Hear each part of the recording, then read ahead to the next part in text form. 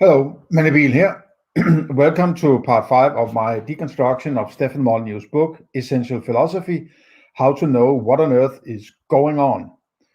And first of all, I need to just mention that I'm running out of free recording time on StreamYard. I'm approaching the 20-hour free limit for within a month. And I have about, at most, I think, around an hour left, maybe a little less, maybe a little more. So I'm trying to not make this one too long because I might hit the wall there, right? But I'm trying to do this philosophy here as low down and free as possible, because I'm not sort of, I take donations, but I'm not trying to live off of it. It's a spare time thing for me, right? And I would like to keep it that way. I don't want to be living off my philosophy, because that would potentially, or maybe eventually, turn me into a sophist, because money and philosophy doesn't mix, in my opinion, right? But if I don't get,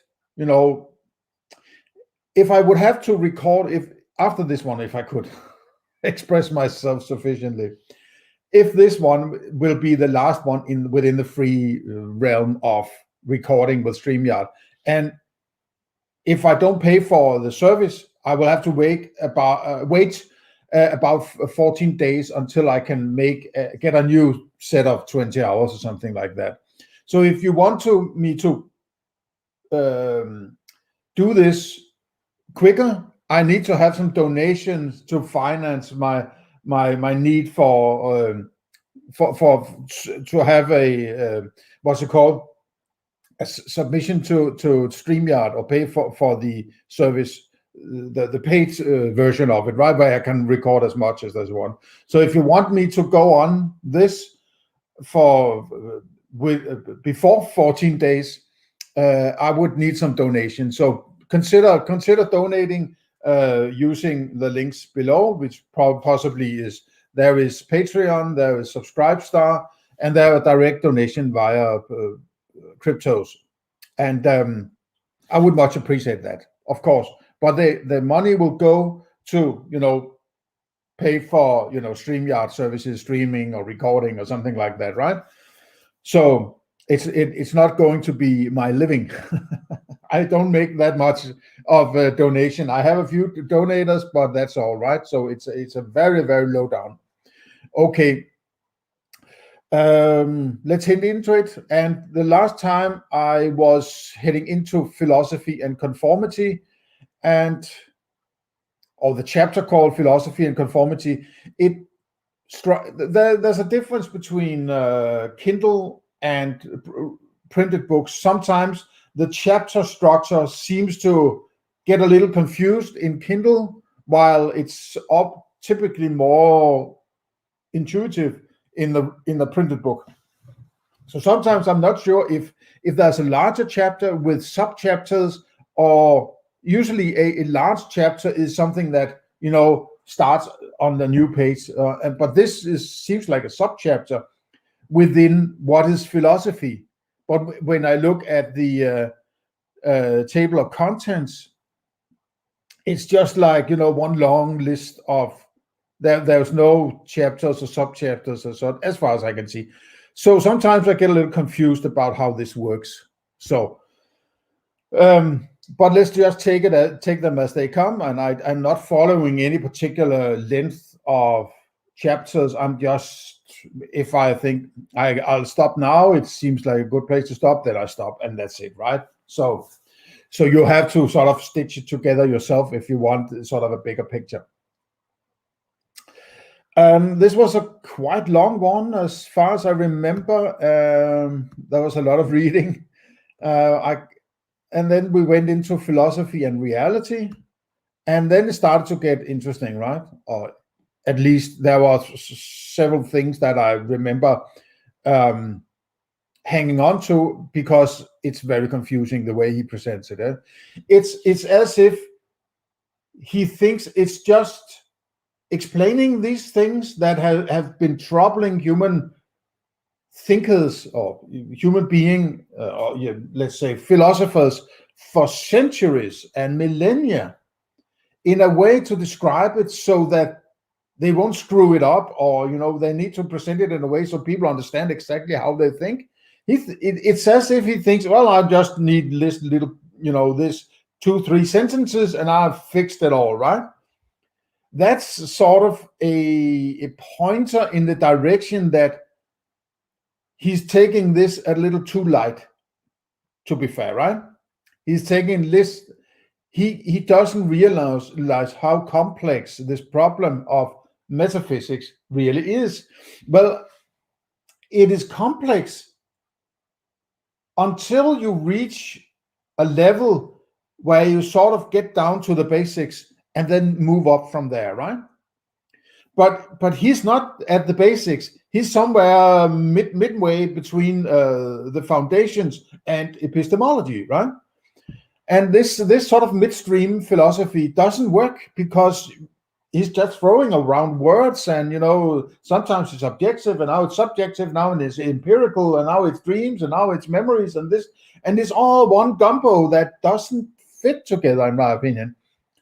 It may fit together in his mind, but we can never know what he thinks because we do not have access to his mind. We only have access to the way he describes his thinking in his mind, right? And that doesn't hang together very well, in my opinion.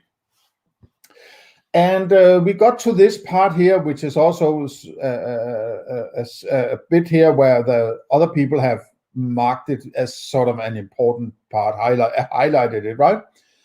And he says, the conflation of subjective experience with objective truth is one of great curses of human history. Then there are so many things wrong with this, right? So first of all, subjective experience and objective truth, right? And experience is not the same as truth, right? How can it be, right? If anything, he should have said subjective experience conflated with objective experience. Otherwise, he's mixing two disparate categories, right? Objective truth with subjective experience. What the hell is that? So objective truth is not something that is an experience at all, or what? Because if you are not calling it an experience, I shouldn't classify it as an experience unless you call it an experience. Otherwise, you are saying that experience or truth is the same, that truth is some kind of experience. Otherwise, you can't conflate these two things, these two categories, right? Subjective and objective experience. If you can't conflate them if you're not of the same kind, right? And all of this is just pure nonsense, right? And I don't think that you're that far out, right? So if you are saying that truth is some kind of experience, well then, what is that? Am I experiencing truth? What color does truth have? What sound does it have? What taste does it have? It has none of these, right? So it's not something that can be objectified. Truth is not something that can be experienced. Truth is a comparison between your experience and a proposition about experience, right? And then you can say the proposition is true, right? It's a well-known thing that propositions are that which can be true and false. True or false, maybe, right? So the conflation of subjective experience with objective truth, it's like he says, that which can be true is, there are two kinds of experiences. There's subjective experience, and then there's something else over here that is confusing to me, right? There's subjective experience, and then there's this thing here over here that he labels as objective, empirical, and rational, and all that are true, and all that, right? So all these great words are objective and rational and true and empirical, is all kind of conflated words for whatever that realm might be, right, in his opinion. So he just throw labels at it to make it sound like it's more important than that subjective experience, right? So, but that's not very clear. But when you try to deconstruct it, that must be what he's thinking, right? And it's a great curse. A curse? This is a weird word to use in essential philosophy, right? Of human history. It's a curse of human history. Well, what's that, right? What are you saying? What does a subjective or objective experience have to do with human history? Now, there might be some sense in it, but it's just, you are sort of saying, the last 10,000 years of 15 billion human beings, and then just leave it there, right? It's an insult to grown-up thinkers, right? It would also be an insult to children, right? Maybe even more so. It's an insult to anybody reading this. It's a great curse of human history, and then let me move on and talk about something else, right? So it's like it's flawed in the way it's argued, and it's just too much on too little space that it's unhandleable, right? It's like telling the story of cars by saying it's a metal box with 4 wheels on it, and it has been used in human history. So now I explained what a car is, right? It's like, nah, that's not enough, right? But the conflation of subjective experience with objective truth. Truth is not something that is subjective, right? Objective is the agreement when you have an agreement of a proposition that is true, right?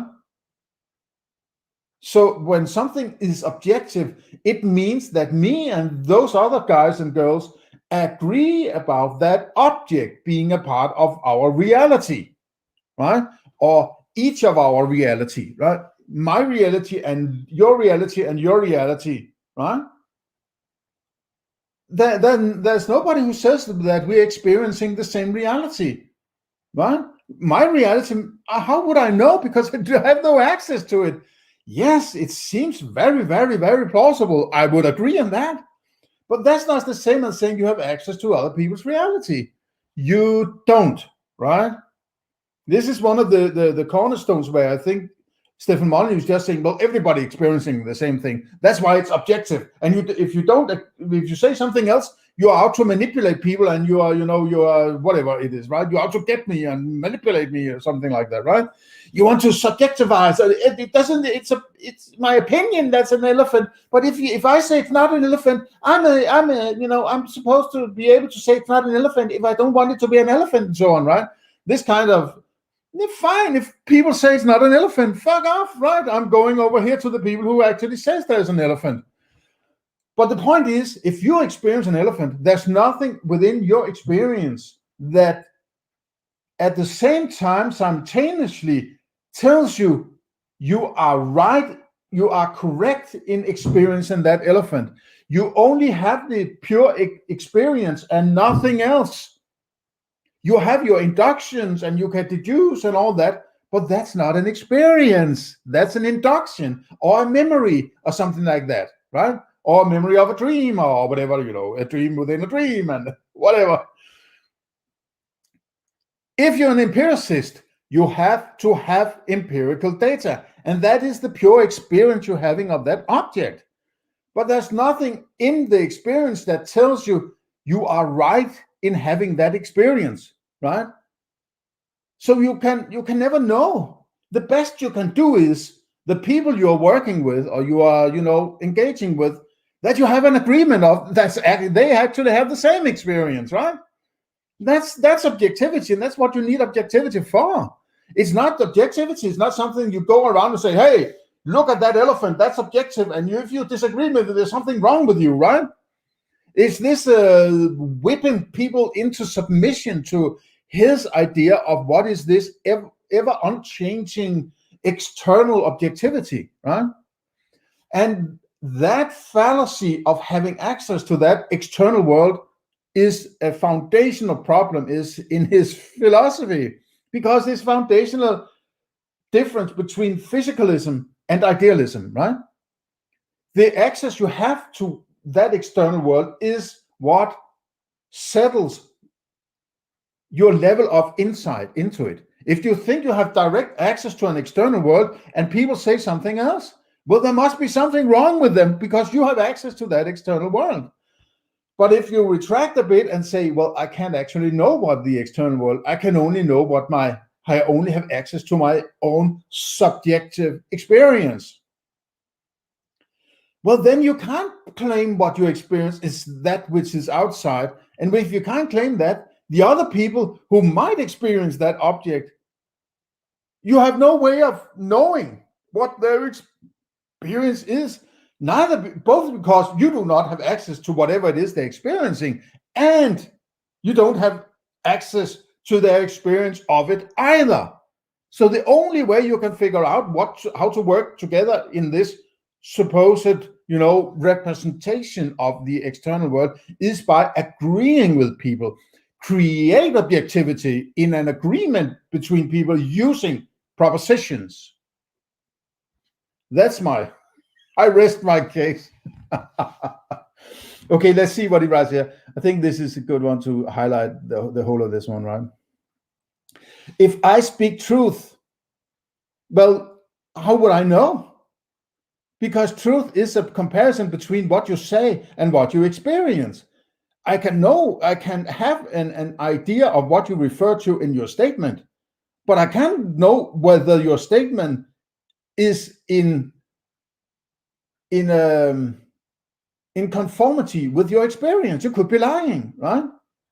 Now, there is one point. If you go to me and say, if I'm standing here, let's say I'm looking at what I would call an elephant, and you come over to me, I haven't seen you before, and you come over to me and you say, hey, look at that fantastic elephant over there. It would be very strange if that guy was not experiencing an elephant and yet was able to point out the exact experience that I have, which he does not have access to. So it's very unlikely that he would be able to say, look at that elephant, if he didn't experience the elephant, right? You might want to ponder about that one. If I speak a truth that others find inconvenient or offensive, yeah, but that's not. No, because what they are soaked in is political correctness and all this bullshit, right? Where you have to say, men are bastards and toxic and Me Too and all that. And if somebody says men are lovely or something like that, no, you have to say that men are bad or something like that. It's the power structure in many ways, or the way things are being manipulated, where people conform to this despite what they experience to stay with the social structure, right? So it's inconvenient, not because it's true, but because it doesn't fit with the agenda. So that's what people are battling in my view. I would say I would take the chance, or the other. I have the working from the axiom that people don't disagree about reality, right? What they want to skew their understanding or their propositions about reality, but their experience of reality are more or less identical, right? Otherwise, you wouldn't be able to ride a car or be in the road or ride a bicycle or all these things that people do that are completely similar to what everybody else does, right? So it's very, very, very unlikely that they don't have the same kind of experience. But that is not the same as saying the experience they have, because nobody does. It cannot be done, right? Not even for physicalists, right? They have the so-called zombie problem, right? Or the problem of other minds. The idea that being upset trumps examining objective facts is an example of just how far we have drifted from the tough-minded and empirical philosophy that founded our civilization.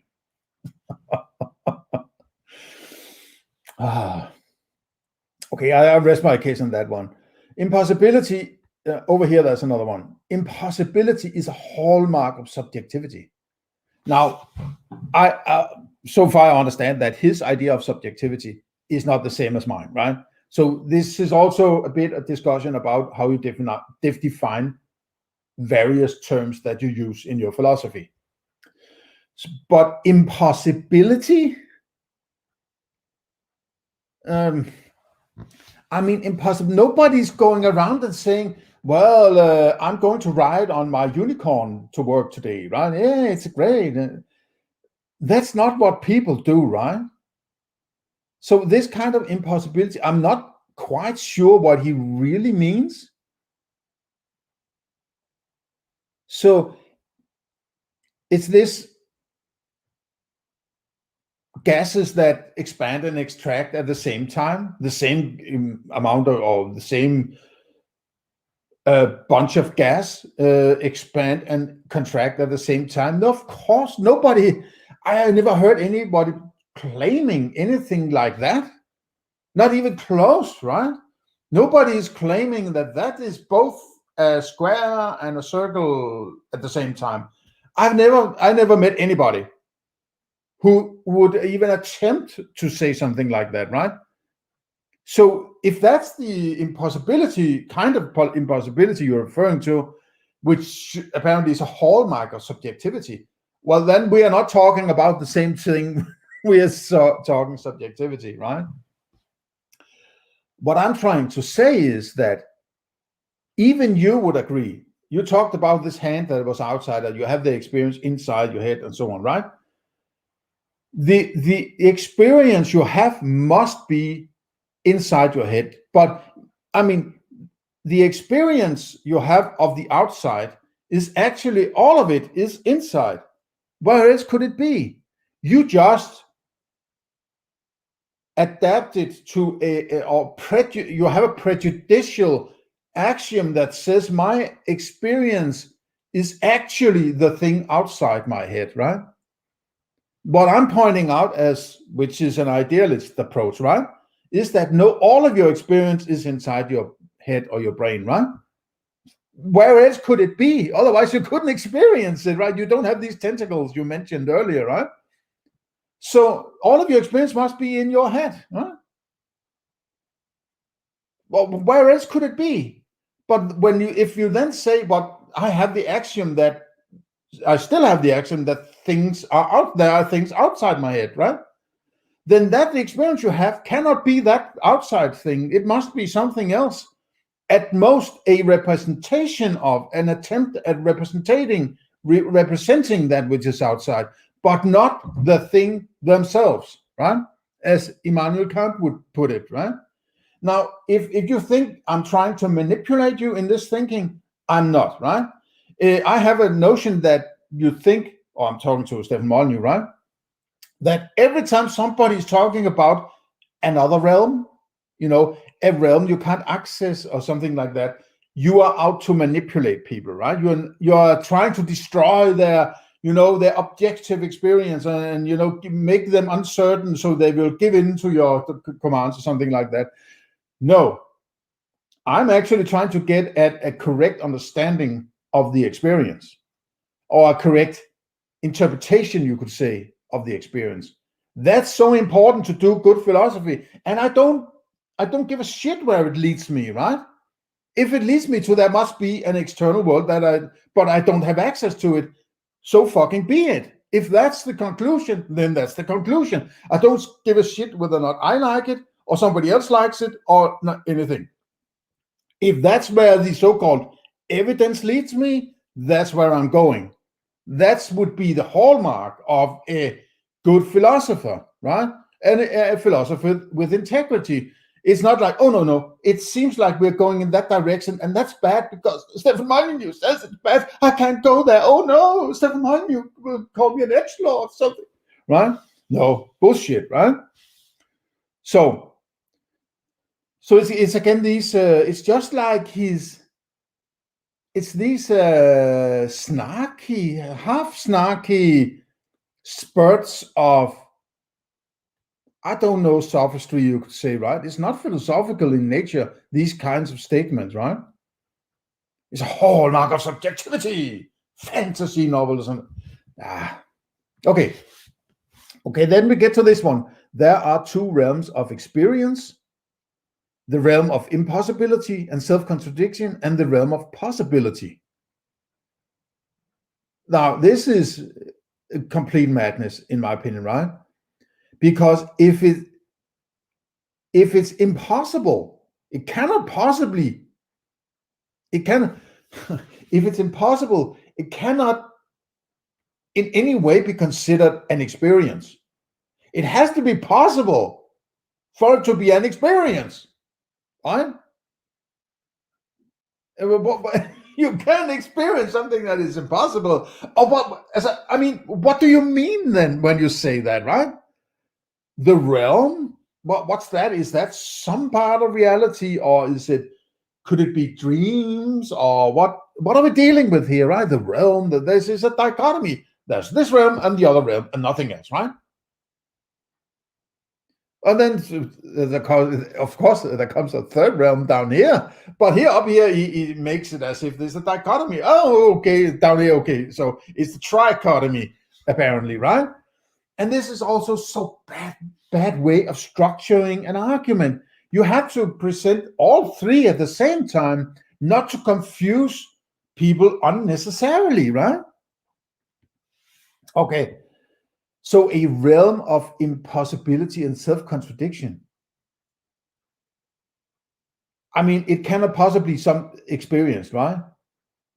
Because if I experience an object, whatever it is, this box for my glasses, can that possibly be self-contradictory or impossible? Can this be impossible? I mean, if it's experiential, what is it?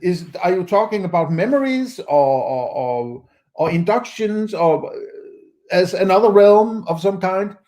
Because that's not an experience, is it? Or are you classifying everything as experience? Everything, if I'm feeling hungry, it's an experience. Everything is an experience. But what about subjectivity and objectivity?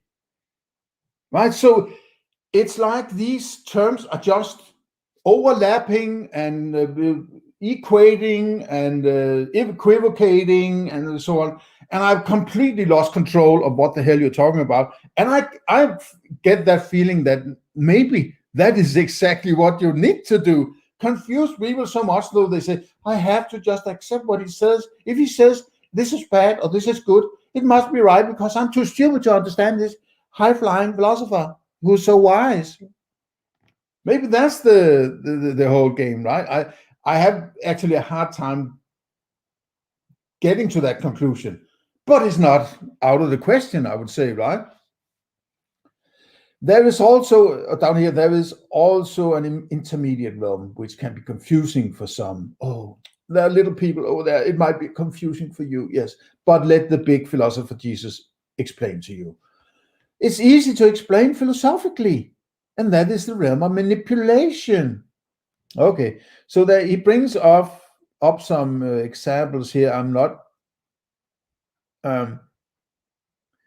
I don't remember exactly so it's just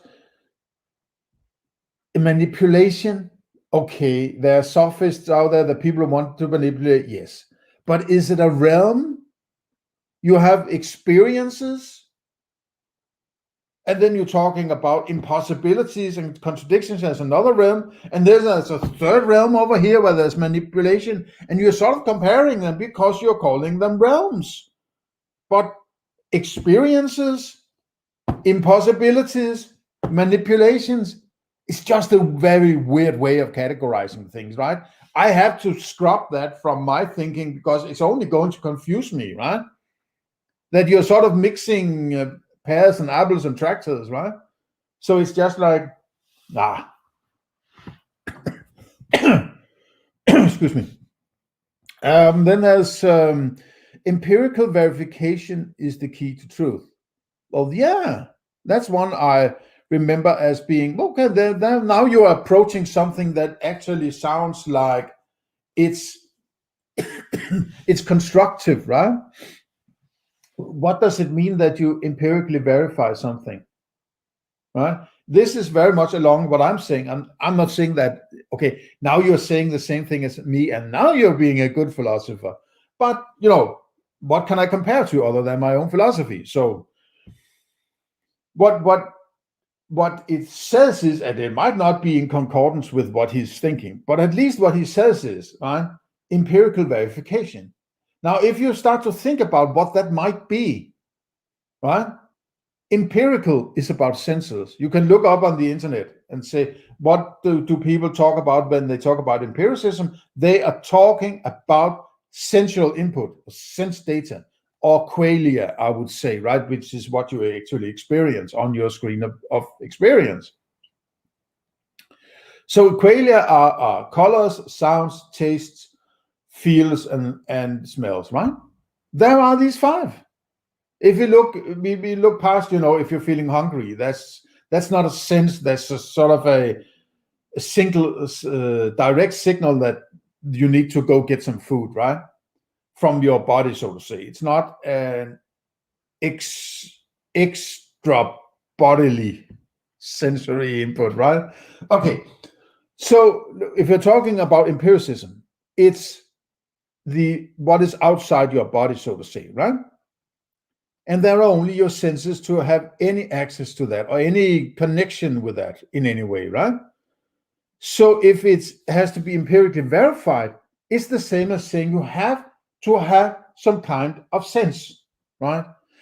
And to that, I will add that, and you not only need to have your qualia, the sense, but you need to have that superficial layer, which is the objectification of your experience, which is elephant or table or carrot or football, right? Excuse me.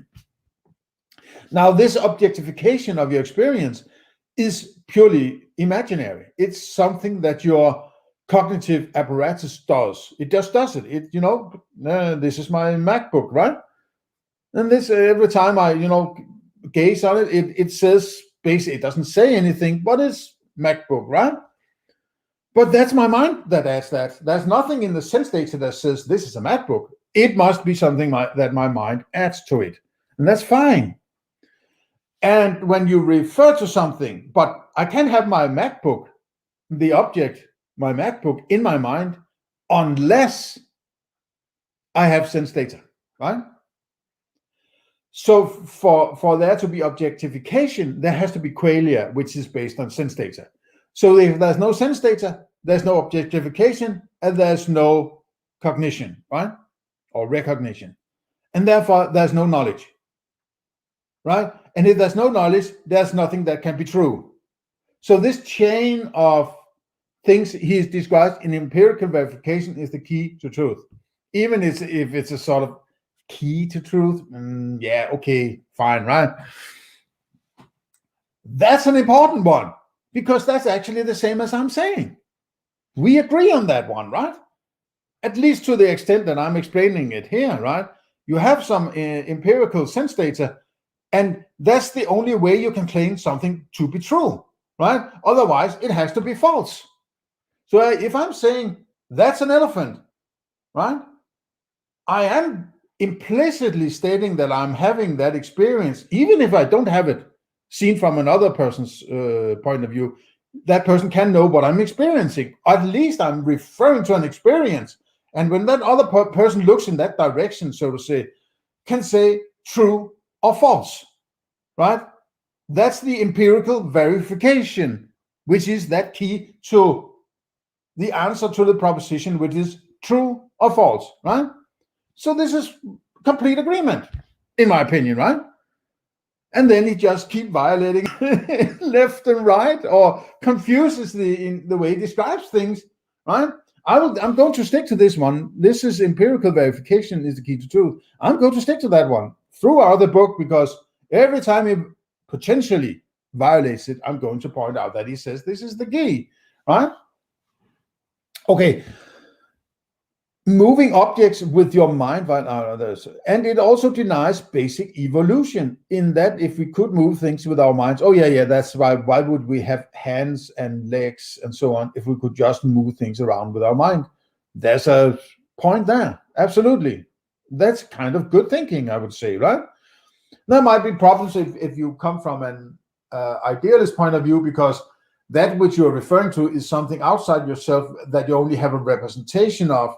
So, but I'm good with this. This is fine. This is brilliant, right? That's the kind of philosophy I would be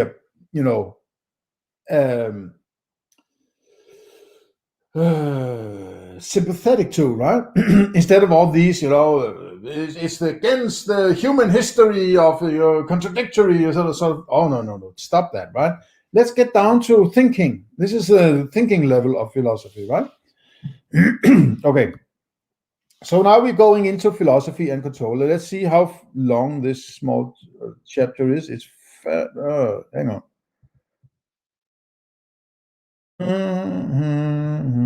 We get to radical. I think I can reach radical skepticism within my time limit. So let's see if I can't do that. Okay, philosophy and control. If you hold a toy airplane, you can maneuver it to fly directly. If you fly it through remote control, you can maneuver it indirectly. If your friend flies it through remote control, you can tell him to turn the plane left or right. If you watch an old video of a toy airplane flying, you cannot control it at all. We inhabit several layers of diminishing control. The first is our own mind, our own thoughts. Our thoughts are largely autonomous, but subject to our control. Yeah, okay. I'll back that up. Okay. If I ask you to think of an eagle, you can think of an eagle. It is unlikely you will continue to think of one for long. It is unlikely you will continue to think of one for long, since the human mind is self-generating, absent-minded, and easily distracted. Something more important will soon grab your attention. This type of mind control has limits. If I tell you not to think of an eagle, is it even possible for you to do as I ask? Thoughts within us are constantly churning, arriving, disappearing. Our minds are beehives of continual activity. They initiate internal action constantly, and equally constantly they remain in motion. Controlling thoughts is initially like trying to ride a barely trained horse, but it is the most direct layer of control that we have.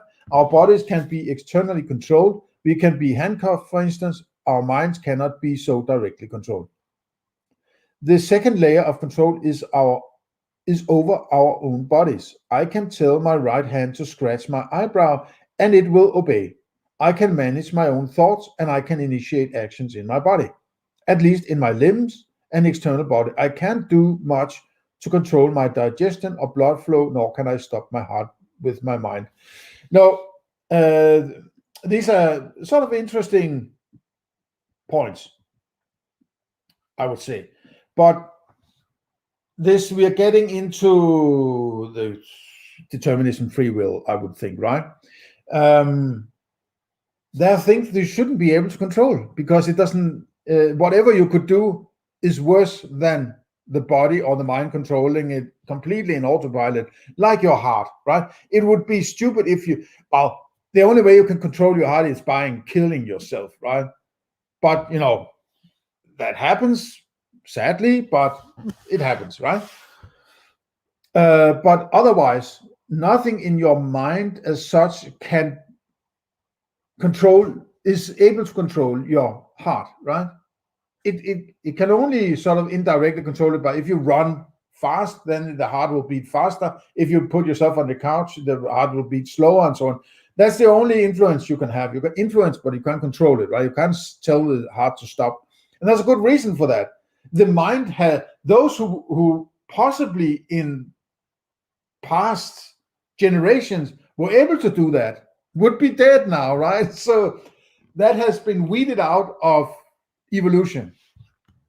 So I'm a very big proponent of your ability to think or will things has been limited to only be about that which actually makes sense to be able to will, right? Okay. My mind is in constant motion. I can stop my arms from moving. I cannot stop myself from aging. My mind is in constant motion. The aspects of my body I can control tend to be inert. My arm does not move until I tell it to. We manage our minds while we move our bodies. The first level of control is over our own minds. The second is over our own bodies. The third layer, but what is that which control your mind then? What is that? If you are controlling your mind, then there's a you, which is a layer above mind. So what is you then, right? It's an interesting question. It's very, very, very, very difficult to handle, because if you say that, then there's another mind, there's another you in charge of that you, and there's another you in, so it's sort of it ends in an infinite regression. The first level of control, you're not saying you, but I tell it to, you say, we manage our minds. So these we are the eyes or the me or the you, right?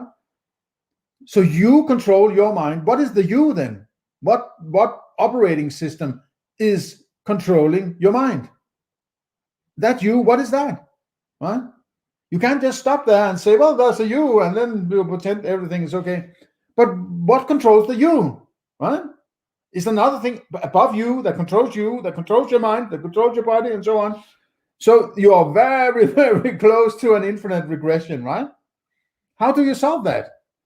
And you might not be able to solve it, but at least you should point out that this is the case, or this is the problem, and how you get from this problem and go on, right? This is problematic. This is problematic. Other people can also pick up that pitch. They cannot directly control my arm. After this, our control trails away quickly. I can choose to drink a glass of water. I cannot decide water is poisonous to me. No. I can choose to crank up a Queen song on my headphone. I cannot choose whether high volume damages my hearing. I can choose to drink arsenic. I cannot will it to be good for me. No. No, I guess it's slightly sophist, this. It has sophist undertones, right? I think he is mixing categories here, right? Okay, just be aware. We can control our thoughts to some degree. We can control our own bodies to some degree, and we can manipulate proximate entities, but we cannot change physical laws or properties at will. Well, Einstein changed the law of gravity, right? So what do you mean? Then there's this one. That which we cannot choose to change falls under the definition of what we can call objective or external reality. Okay. That which we cannot choose to change. Now he's talking about choosing. He did this also up here. I can choose to crank up Queen's. That which we cannot choose to change. But what is change? Falls under the definition of what we call objective or external in reality. So he is equating objective and external reality. External reality is the same as objective. Or maybe it's the term objective and external that is the same. Objective hyphen or external reality. It's just poorly formulated, this one. Why do you make these convoluted sentences about hugely important aspects of your so-called philosophy, right? It is freaking annoying, right? That you have to deconstruct it to have a chance to understand what you're saying, right? that which we cannot choose to change. Well, is that the same as saying that which you can't change is within the definition of falls under, but are there other things that falls under that definition also? Do you mean that these are the only things that can be objective? Or so is it external reality is that which can be objective? And it's at the same time, these are things that we cannot choose to change. So it's simply too convoluted, this, right? It's too unspecific what you're talking about. It's very problematic, right?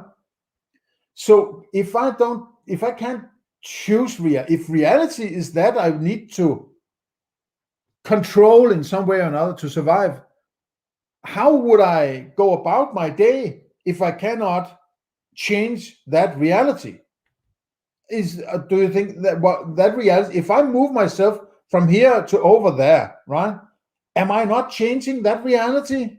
Because I'm moving to another place in that reality, right? It's not that different from a rock falling down a cliff. I'm just, the rock doesn't decide to do it. It's the sort of the forces that just, things went that way. I can choose to go to that tree over there. Am I not changing reality? At least the composition of reality, right? So nothing changes. Is that what you're saying? Because those subjective things are not important according to you. All those things that are contradictory in your own mind or wherever it is not important. It's reality that is important. That is what we are going for. But I can't change it. So I can't influence it. So what the hell are we doing here, right? Am I reading this book?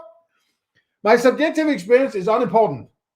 And that reality out there, which is so important, I can't change it. I cannot choose to change it. So what the hell can I do then, right? What the hell am I doing reading a book about philosophy? Oh, man. It gets my blood boiling. It's incredibly bad, right? Science generally measures what we cannot choose to change, as does engineering, logic, mathematics, and other objective disciplines. So engineering and mathematics are people studying this for years. They study this because they know it can't be changed, because they are simply not interested in changes. What is it you're really saying? So are you saying that because I can't change an apple to something else, that's what makes it objective or something like that? But if I eat the apple, at least it disappears at some point. At some point, it doesn't make sense when I make a big morning dump and those seeds from the apple is exiting my body. It would be hard. I would be hard pressed to call that an apple anymore, right? So the apple doesn't exist. So it changes from existing to not existing in any way that makes sense for me to call it existing, right? So there are some changes, right? You can at least move things around. If you're building a bridge, you're basically moving around reality to be composed in a way that you want it to be composed, right? You could say, no, you're not changing it. And still you are changing it, right? If I'm taking your money and moving it to my house, you would probably say I'm changing reality in a way you don't like, right? Even if the money doesn't change to something else, there's still money, right? Okay. If an engineer builds a bridge and that bridge falls down, no one blames the engineer's willpower or sartorial preference. He may have made a mistake in his calculation, or the materials may have been defective, or some extremity of weather may have overtaken the parameters. On the other hand, if I told you to hold my delicate computer tablet and you drop it in excitement when your phone rings, clearly you have been deficient in some manner of concentration. Yeah. If I get a sunburn, well, let's hang on here, we'll see. That which we cannot change is the foundation of the chances that the human brain exists. I think I will stop it here out of fear that it might. I'll make a note here. This is where I got to. I'm not even sure that's good English. Okay, so in the next chapter we will start from here, and then I hope to see you in part 6. Have a nice day, and consider making a donation. So if you want this to appear sooner than within a fortnight, well, then please make a small donation, right? Otherwise, have a nice day. See you next time.